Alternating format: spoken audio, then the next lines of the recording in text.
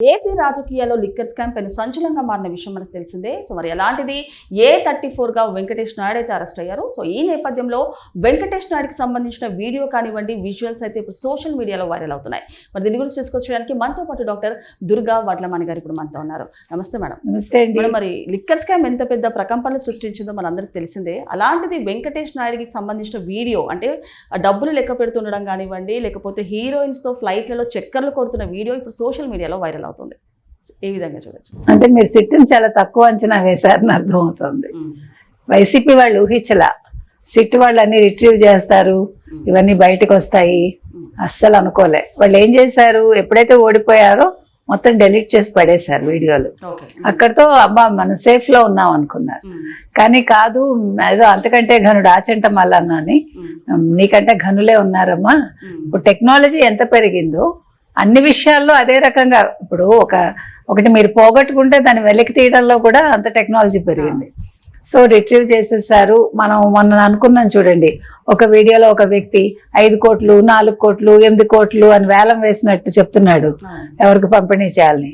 ఆ గ్రేట్ వ్యక్తి ఈ A34గా ఉన్న వెంకటేష్ నాయుడు గారు. సో ఈయన ఇవాళ 35 కోట్లతోటి పట్టుబడ్డాడు, అంటే వీడియోతోటి. సో ఈ 35 కోట్లలో పైన ఒక 2000 కట్ట కూడా ఉంది. మీరు గమనిస్తే అది 5 లక్షలు ఎంతో అంటున్నారు ఆ కట్ట. అయితే ఇవాళ సాక్షి వాడు దాని మీద మొత్తం 2000 నోట్లే ఉన్నాయి అని అంటున్నాడు. కానీ 500 నోట్ల కట్టలు ఉన్నాయి, 100 రూపాయల నోట్ల కట్టలు ఉన్నాయి. ఒకే ఒక కట్ట మాత్రం 2000 నోట్ల కట్ట వీడియోలో కనిపిస్తుంది. ఈ వెంకటేష్ నాయుడు ఎవడ, కర్నూలులోనో ఎక్కడో పుట్టాడు కదా, ఆదోన్లోనో పుట్టి హైదరాబాద్ లో చదువుకున్నాడు. చెవిరెడ్డికి చాలా క్లోజు. తర్వాత డమ్మీ ఎంపీ లోక్సభకి అతను నామినేషన్ వేశాడు. 4,95,000 ఎంతో తన సంవత్సర ఆదాయం అని వేశాడు ఆయన. వేసిన వ్యక్తి దగ్గర ఇన్ని కోట్లు దొరికాయి. ఇంతటితో అయిపోయిందా? వీడియోలు బయటకు వచ్చాయి. ఏం వీడియోలు? ఆయన స్పెషల్ ఫ్లైట్ లో వెళ్తున్నాడు, చూసారా మీరు?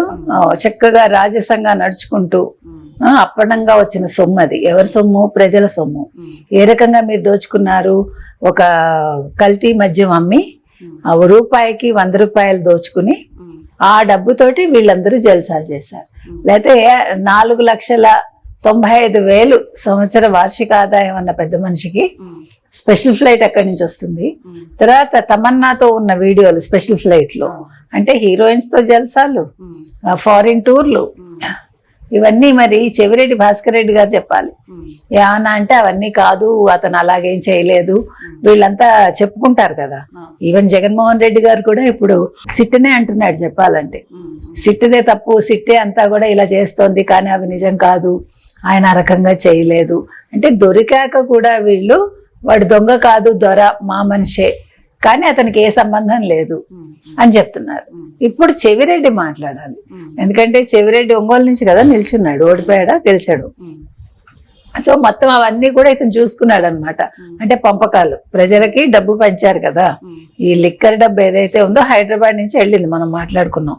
తాడేపల్లికి వెళ్ళిన డబ్బులు ఇవంతా కూడా ఈ రకంగా పంపిణీ చేసి, ఈ పంపిణీ చేసిన డబ్బు ఎవరిచ్చారు, ఎవరు పంపిణీ చేశారు? ఈ వెంకటేష్ నాయుడు చేశారు. అలాంటిది ఎన్ని ఆధారాలు దొరికినా కూడా మాకేం సంబంధం లేదు, అక్రమంగా అరెస్ట్ చేశారంటూ కూడా ఇప్పుడు చెవిరెడ్డి భాస్కర్ రెడ్డి గారు చూసుకుంటే మీడియా ముందు హంగామా చేయడం, అలాగే మొన్న రాజశేఖర రెడ్డి గారు చూసుకుంటే కంటకాలు పెట్టడం, ఇలాంటివి చేస్తున్నారు. ఏముంటారు నిజంగా ఇన్ని ఆధారాలు దొరుకుతున్నా కూడా మళ్ళీ మాకు సంబంధం లేదని మాట్లాడపై ఏ విధంగా చూడొచ్చు? అంటే మొన్నటి వరకు పొన్నవోలు గారు వీళ్ళకంతా కూడా వెనకాలండి నడిపించారు. ఇప్పుడు పొన్నవోలు సడన్ గా మాయమైపోయాడు, మీరు చూసారా? మరి ఇప్పుడు కొత్త లాయర్ ఎవరు వచ్చారో, అడ్వకేట్స్ ఏం సలహాలు ఇస్తున్నారు, మీరు కంటతడి పెట్టుకోండి అని ఏమైనా సలహా ఇచ్చారు? అంటే ఆడవాళ్ళని అంటారు కదా ఏడుస్తారని. సో ఇప్పుడు వీళ్ళు తప్పులు చేసి దొరికిపోయాక ఏడిస్తే ప్రజల్లో సింపతి వస్తుంది అనుకుంటున్నారు. కాదు, అవర్షన్ వస్తుంది. ప్రజలు నవ్వుతున్నారు. రాజకేశ్వరెడ్డి పేరే మొదటి నుంచి వినిపించింది. అటువంటి రాజకేశ్వరెడ్డి 11 అంటే ఈ కంటతడి ఎందుకు పెట్టుకున్నాడని ప్రజలు అనుకుంటున్నారంటే, అయ్యో 11 కోట్లే పట్టుబడ్డాయి అని ఆనంద కన్నీరు అనమాట. మయ్య పర్వాలేదు 11 కోట్లే దొరికాయి, మొత్తం డబ్బు దొరకలేదని. కానీ ఇప్పుడు 35 కోట్లు దొరికింది, ఇంకా వస్తాయి, డన్నులన్నీ బయటకు వస్తాయి. ఇప్పుడు వీళ్ళు అనుకుంటున్నారు, మేము ఇంకొక లాజిక్ తీశారు కదా మొన్న, మొత్తం మేము పనిచేస్తామన్నారు కదా 250 to 300 కోట్లు, ఇప్పుడు డబ్బులు ఎక్కడి నుంచి వస్తాయి అంటున్నారు.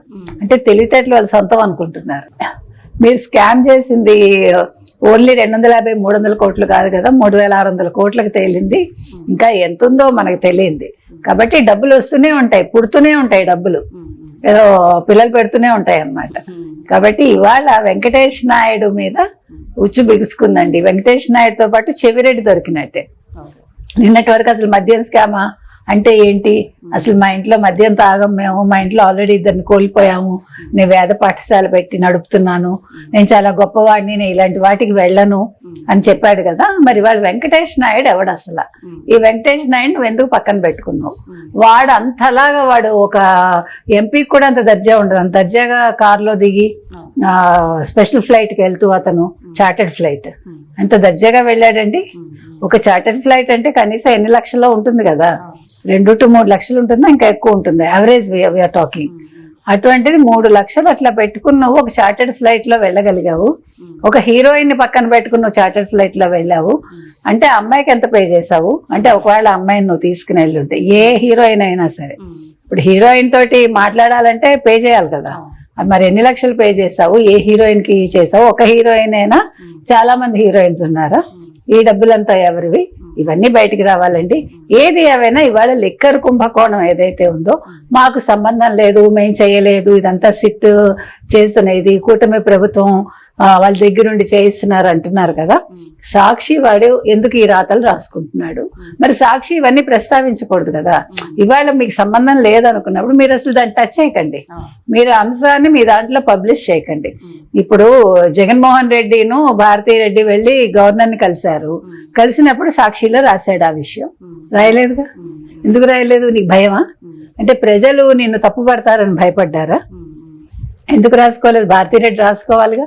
అంటే మీరు తప్పులు చేసినప్పుడు మీ దాంట్లో రాసుకోరు, మీ తప్పుని ఎత్తి చూపినప్పుడు ఇది తప్పు కాదు అని ఒప్పుగా మీరు చూపించుకునే ప్రయత్నంలో సాక్షిలో తాటికాయ అక్షరాలతో రాసుకుంటారు. మనం జగన్మోహన్ రెడ్డి గారు గంట సేపు గవర్నర్ తో భేటీ అవ్వడం కానివ్వండి, అలాగే నుదుటికి బొట్టు పెట్టుకొని న్యూస్ తో కనబడడం కానివ్వండి, ఏంటంటే అరెస్ట్ అవుతారని భయంతో ఇలాంటివి చేస్తారంటారా? మరి అంతే కదా. మరి ఎందుకు భారతీరెడ్డి గారు ఇప్పుడు బొట్టు పెట్టుకోవద్దని చెప్పలేదు? చెప్పాలి కదా. షీజ్ ఎ క్రిస్టియన్, ఆవిడ ఏమనాలి? మీరు పెట్టుకోవద్దండి అనాలి కదా. మరి ఎందుకు అనలేదు? అంటే వీళ్ళు అవసరానికి మతం కూడా మార్చుకోగలరు. అంటే అవసరానికి మనకి తెలిసి ఇవి తెలియదు, అంటే కులాలు మతాలు మార్చేసుకోవచ్చు అని వీళ్ళని చూసి అర్థమవుతుంది మనకి, అంతే కదా. అంటే వీళ్ళు ఏ ఎండకు ఆ గొడుగు పెడతారండి. ఇప్పుడు అందితే జుట్టు అందకపోతే కాళ్ళు. ఇప్పుడు బీజేపీ వ్యతిరేకంగా ఉంది కాబట్టి వాళ్ళకి భయం అన్నమాట.